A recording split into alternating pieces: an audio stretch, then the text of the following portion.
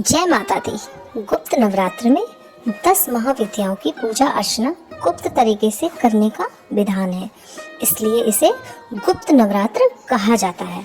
माना जाता है कि गुप्त नवरात्र में 10 महाविद्याओं की आराधना करके साधक कई तरह की सिद्धियां हासिल कर सकता है। यह पूजा तंत्र मंत्र की साधना करने वाले लोगों और अघोरियों के लिए बहुत ही महत्वपूर्ण मानी जाती है। साल में 4 नवरात्र मनाए जाते हैं, जिसमें से 2 गुप्त नवरात्र होते हैं और 2 प्रकट नवरात्र होते हैं। गुप्त नवरात्र माघ और आषाढ़ माह में मनाई जाती है, वहीं प्रकट नवरात्र चैत्र और अश्विन माह में मनाई जाती है। हिंदू धर्म में नवरात्र का समय माँ दुर्गा के अलग अलग रूपों की आराधना के लिए समर्पित माना जाता है। वहीं गुप्त नवरात्र में 10 महाविद्याओं की पूजा करने का विधान है।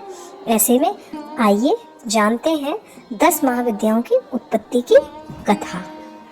लेकिन उससे पहले हम जानेंगे गुप्त नवरात्र 2024 का शुभ मुहूर्त क्या है। माघ माह के गुप्त नवरात्र माघ मास के शुक्ल पक्ष की प्रतिपदा तिथि 10 फरवरी से शुरू हो रही है। ऐसे में 10 फरवरी शनिवार के दिन से गुप्त नवरात्र की शुरुआत होगी। साथ ही 18 फरवरी रविवार के दिन इसका समापन होने जा रहा है। तो नवरात्रि जब शुरू होगी तो घट स्थापना का शुभ जो मुहूर्त रहेगा, आइए जानते हैं। गुप्त नवरात्र की पूजा अर्चना भी प्रकट नवरात्र की तरह ही की जाती है। गुप्त नवरात्र में घट स्थापना करने का भी विधान है। ऐसे में घट स्थापना का शुभ मुहूर्त कुछ इस प्रकार रहेगा। घट स्थापना का शुभ मुहूर्त 10 फरवरी सुबह 8:45 से सुबह 10:10 तक रहेगा। घट स्थापना का अभिजीत मुहूर्त 10 फरवरी दोपहर 12:13 से 12:58 तक रहेगा। तो आइए अब जानते हैं 10 महाविद्याओं की कथा क्या है।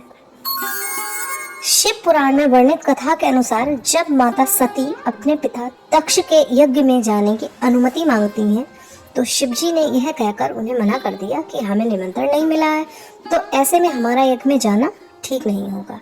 इस पर माता सती क्रोधित हो जाती हैं और उन्होंने महाकाली का रूप धारण किया। शिवजी यह रूप देखकर उनसे दूर भागने लगे। भगवान शिव जिस दिशा में जाते, माता सती उन्हें रोकने के लिए उसी दिशा में अपना एक विग्रह प्रकट कर देती थी। इस प्रकार 10 दिशाओं में माता सती ने 10 रूप लिए थे। इस प्रकार देवी 10 रूपों में विभाजित हो गई, जिनसे अंत में शिवजी उन्हें यज्ञ में भाग लेने की अनुमति प्रदान कर देते हैं। यही 10 महाविद्याएं कहलाई। महाविद्याओं की दिशा, महाविद्याएं मतलब कौन सा विग्रह माता सती ने किस दिशा में प्रकट किया था। काली माँ उत्तर दिशा में प्रकट हुई, तारा देवी उत्तर दिशा, माँ षोडशी ईशान दिशा, देवी भुवनेश्वरी पश्चिमी दिशा, श्री त्रिपुर भैरवी दक्षिण दिशा, माता छिन्नमस्ता पूर्व दिशा, भगवती धूमावती पूर्व दिशा, माता बगुलामुखी दक्षिण दिशा, भगवती मातंगी वावस्य दिशा यानी कि उत्तर पश्चिम दिशा, माता श्री कमला नैऋत्य दिशा यानी दक्षिण पश्चिम का मध्य स्थान। तो ये थी 10 महाविद्याओं की कथा। आइए अब जानते हैं गुप्त नवरात्र का महत्व क्या है। माघ माह की गुप्त नवरात्र के दौरान 9 दिनों में मुख्य रूप से 10 महाविद्याएं जो माँ दुर्गा के ही रूप हैं, उनकी पूजा अर्चना करने का विधान है।